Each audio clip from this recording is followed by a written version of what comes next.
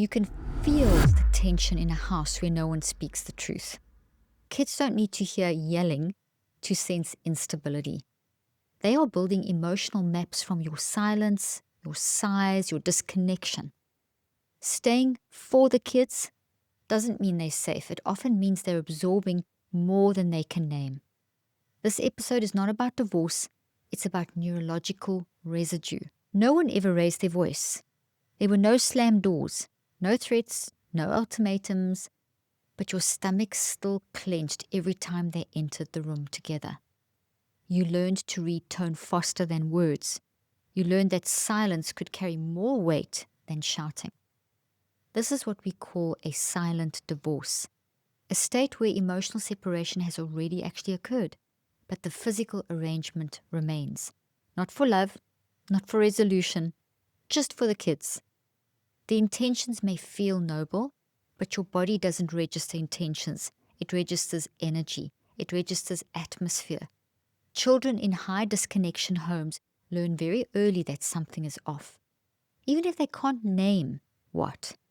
They absorb tone, micro-expressions, withheld tension, and because their minds are building thought trees in real time, the emotional residue doesn't just pass through, it gets rehearsed. It gets stored. We often say, they never fought in front of us. But you don't need conflict to feel instability. You just need emotional incongruence. When a child senses mismatch between what's said and what's felt, their mind immediately flags it as significant. And that flag sends energy through thought formation pathways that the brain responds to. If the mismatch continues, the brain adapts to expect disconnection as a baseline. This is how safety becomes very confusing. Not because something loud happened, but because something consistent didn't. The mind is designed to interpret. The brain is designed to follow. And when what's being interpreted is prolonged emotional misalignment, children begin to regulate around absence instead of presence. That's what we're exploring in this episode. Not divorce, not judgment. We are looking at what happens neurologically when a home goes emotionally offline.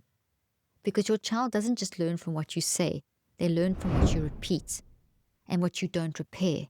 In this week's episode, we will look at what silent divorce actually does to the developing brain and how chronic tension shapes identity and what emotional safety really requires from us. Before we get started, I want to say something directly to the parents listening. If this is hitting somewhere tender, that doesn't mean that you failed. It means that your awareness is waking up. I wrote Help in a Hurry for moments just like this, when your emotions feel stronger than your words and you're not sure how to break a pattern you never meant to pass down. It's filled with tools that will help you shift your internal climate first, so what you model becomes safer to inherit. It's available now wherever books are sold. Believe me, I get it. I'm a mom of 4 myself. Now let's continue the episode.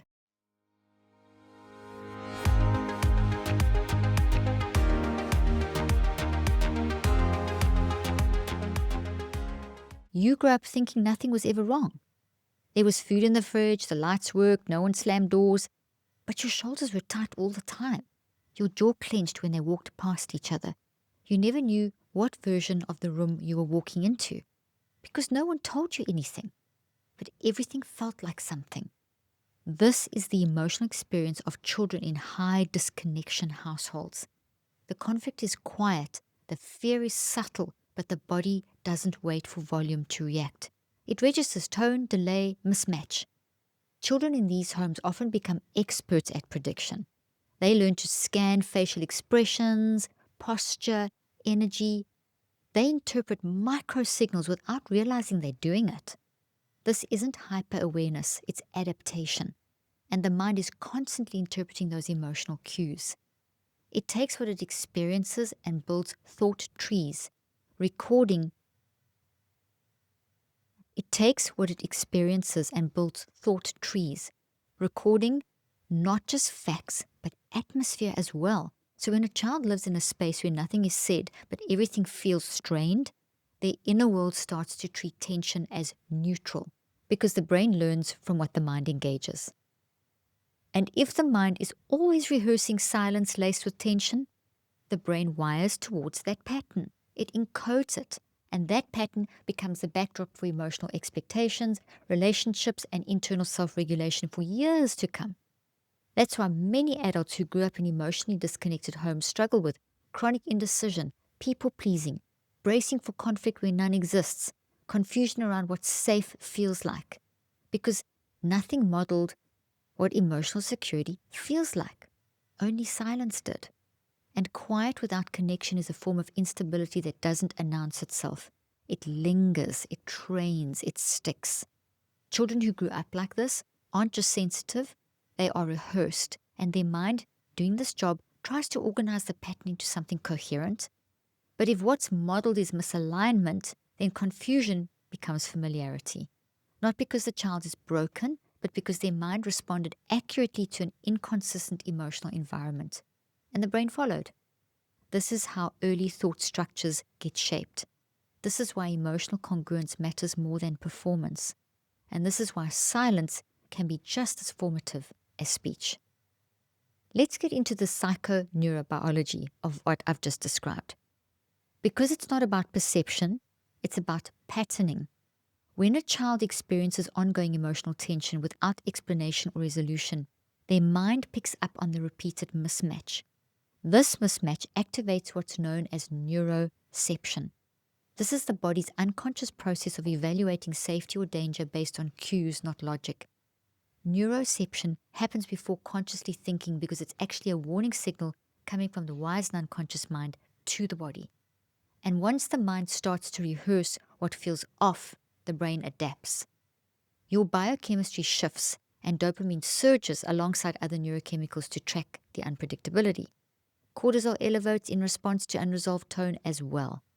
Over time, this biochemical patterning changes the way the brain allocates attention, regulates emotion, and prioritizes social safety cues. Children who grow up in this state often display heightened startle responses, trouble settling in new environments, difficulty trusting nonverbal cues, and a tendency to suppress questions to avoid destabilizing others. This didn't come from personality, it came from pattern rehearsal that changed their neurobiology and neurophysiology. Because when a child feels tension, but is told things are normal, their mind experiences cognitive dissonance. And to resolve that dissonance, it builds a pattern that says, maybe this is what normal feels like. Now that distorted normal becomes the reference point, and the brain, following the rehearsal of the mind, starts pruning and wiring around that expectation. This is the neuroscience of misattunement. My philosophy and theory explains this clearly. Okay, you need to make it move faster. The mind is the active force interpreting the emotional input, and the brain follows with structural reinforcement. What's repeated doesn't just stay in awareness, it moves into automation. So if emotional incongruence is consistent, the brain does what it's designed to do: adapt, reinforce, and encode. And unless that pattern is interrupted and reconceptualized, it becomes a baseline for adult stress tolerance, relational expectation, and even identity. This isn't about trauma as event, it's about misattunement as input. And when that input gets repeated, it becomes embedded. The good news, the mind can notice the pattern, and when the mind chooses differently, the brain will follow again.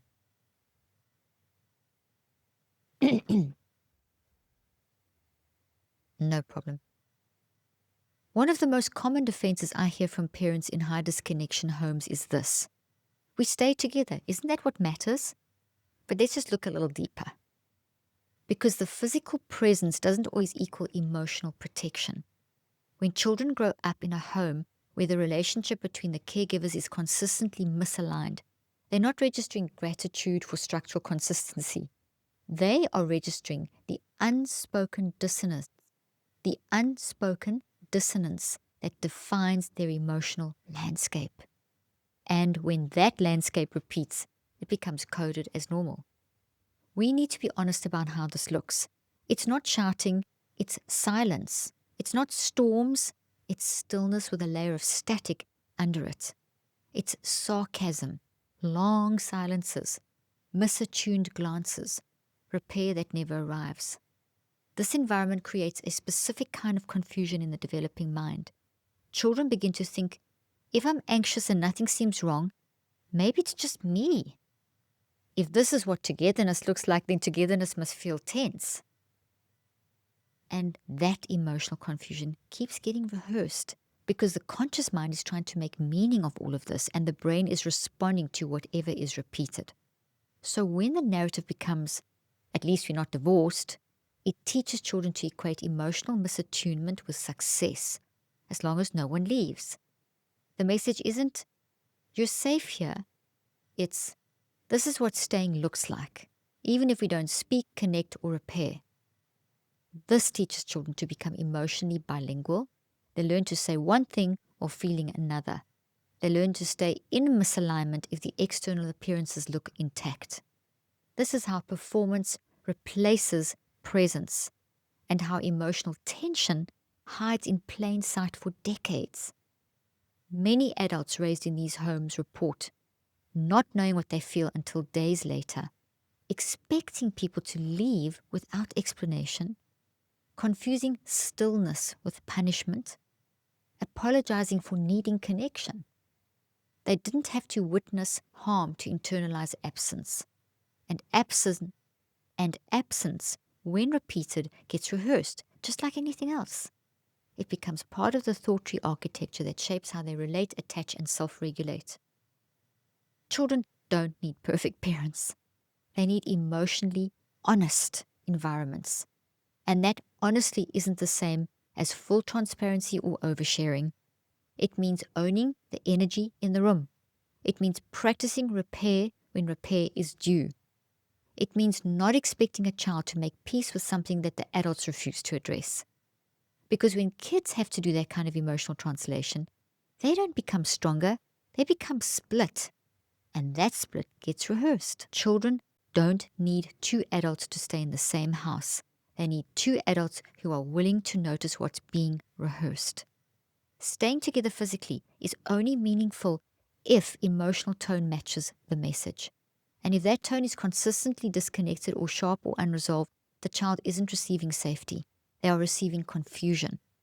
That's why you must separate the idea of emotional protection from structural preservation. Because children aren't measuring love by square footage or meal count. They are measuring it by what they feel in the space where adults co-regulate. My philosophy helps us name this precisely. When emotional congruence is missing, the conscious mind interprets chaos and stores chaos in the conscious mind, even in the absence of conflict. And the mind instructs the brain to wire around those interpretations as if they are the baseline for future relationships. Congruence means the emotional tone, the body language, and verbal expression will align. It means a child senses what's true, and that truth is stable enough to orient around. You can have conflict and still model repair. You can have separation and still model respect. You can have change and still build trust, if what's modeled is honest. So, what destabilizes a child isn't the event, it's the mismatch between what they feel and what the adults pretend isn't happening. That mismatch is what sends their minds into overprocessing. It's what teaches their nervous system to brace for what they can't name. But the opposite is also true.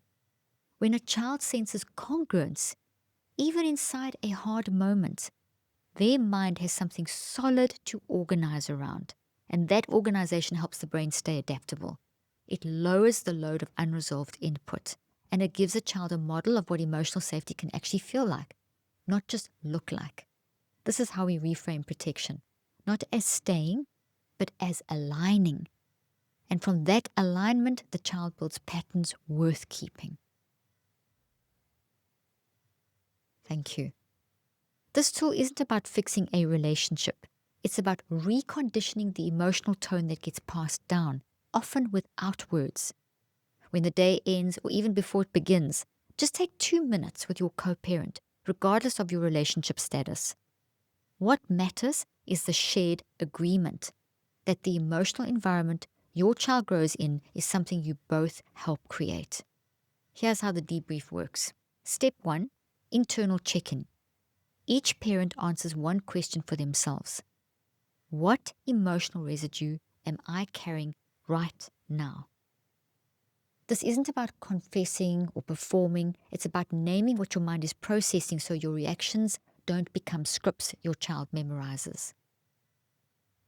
Step 2. Co-presence acknowledgement. Each adult makes one statement aloud, not about logistics, but about emotional presence. I'm showing up tired, but I'm trying. I'm still replaying something from work. I want to be softer than I feel.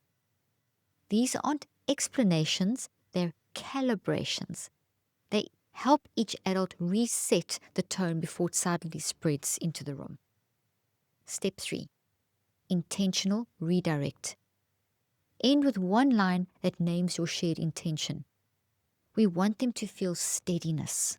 We want today to end with less static than it began with.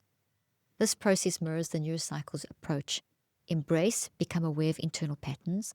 Process, reflect without shame. Reconceptualize, reorient the mind so that the brain has new input to wire around. This tool isn't about harmony, it's about interrupting conscious reinforcement. Because your conscious mind will keep rehearsing whatever you don't interrupt. And whatever you think about the most grows.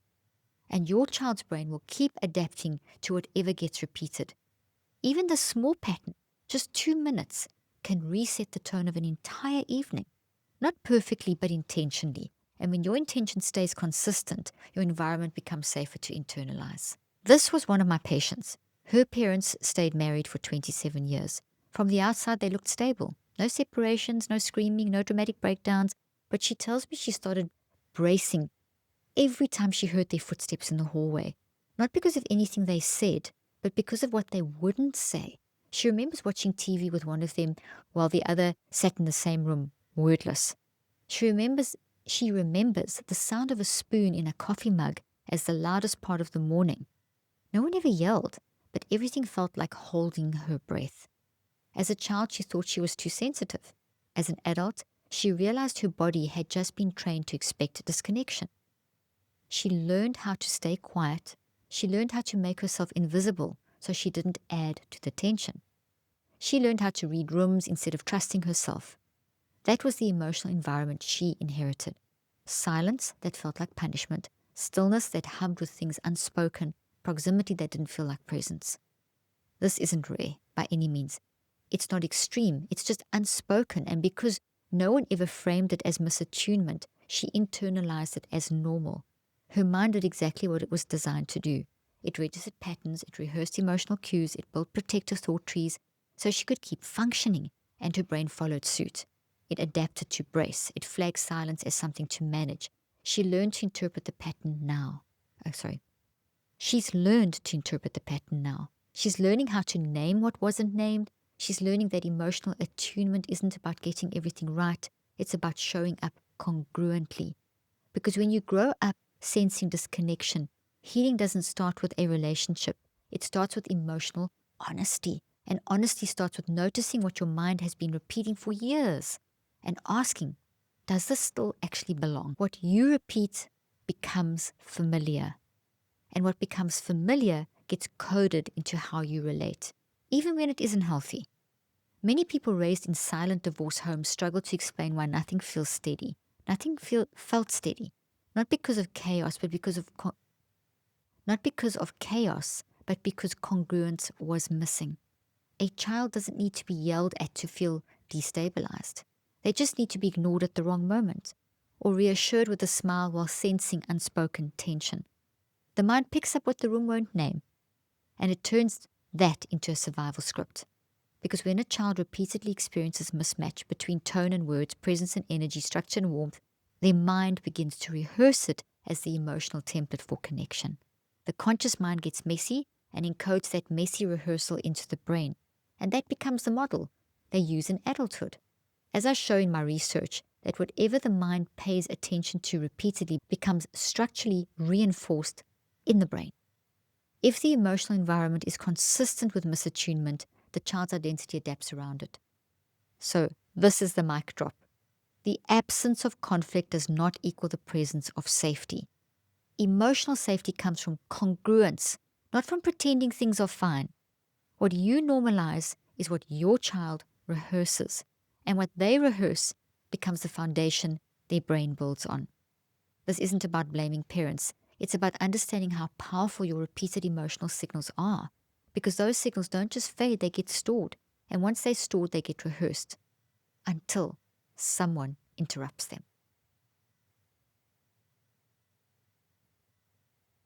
Let's close with this. You don't have to end a family to change what it models. You just have to stop rehearsing the things that keep children confused. Maybe you were raised in one of those homes. Maybe you're trying to raise children now. Maybe you're afraid that separating would make things worse, or that staying might be. But there's something more important than the structure. It's the signals. What do your eyes say in the kitchen? What do your sighs say at bedtime? What does your energy say when you pass each other in the hallway? Children internalize what they feel and read body language better than adults, even if they can't name it. So here's the invitation. Don't wait for the relationship to be perfect. Don't wait for a massive breakdown or a forced breakthrough. Start with what your child is already sensing. If something's off, name it. If something's being repeated, question it. If something doesn't feel safe to pass down, interrupt it. My research reminds us the mind is always active 24/7. It's interpreting energy and meaning even in the background. When we bring intentional awareness, mind management to what we are repeating, the brain can rewire. This is the power of reconceptualization. It's not dramatic, it's deliberate. You don't have to destroy a structure to build a new model. You just have to commit to emotional honesty inside one you're already in. Your child doesn't need perfection. They need to see congruence. They need to feel what repair looks like. They need to trust that your face matches your words. They need to grow up in a home where the energy and the language aren't at odds. That's how the cycle breaks. Not with a bang, but with a different rehearsal. And if that begins with you, it's already enough to begin. Because the most powerful thing a child can experience is watching someone deal with what they used to avoid and to do it differently this time. If this episode helped you name something you felt for years or something you've never put into words, I go much deeper in my new book, Help in a Hurry. This isn't just a book about stress or communication. It's a step-by-step guide to shifting what you repeat before your brain wires it in and before your child inherits it. I wish I had this when I was trying to decode patterns as I brought up my 4 kids.